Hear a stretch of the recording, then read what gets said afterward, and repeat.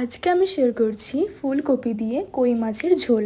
ফার্স্টে কই মাছগুলোকে ধুয়ে তার মধ্যে নুন হলুদ দিয়ে কই মাছগুলোকে ভালো করে মাখিয়ে নিতে হবে। তারপর একদিকে তেল গরম করে তার মধ্যে কই মাছগুলোকে একে একে ভালো করে ভেজে একটা আলাদা পাত্রে তুলে রাখতে হবে।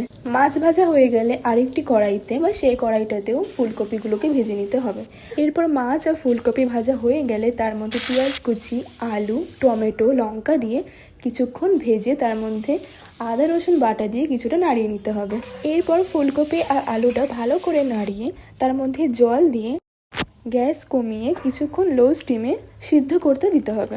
এরপর ভেজে রাখা কই মাছগুলিকে একে একে ঝোলের মধ্যে দিয়ে আবার গ্যাস লো করে সিদ্ধ হতে দিতে হবে। ব্যাস, রান্না প্রায় অলমোস্ট ডান। এর মধ্যে ধনেপাতা আর গরম মশলা ছড়িয়ে সার্ভ করুন গরম গরম ফুলকপি দিয়ে কই মাছের ঝোল।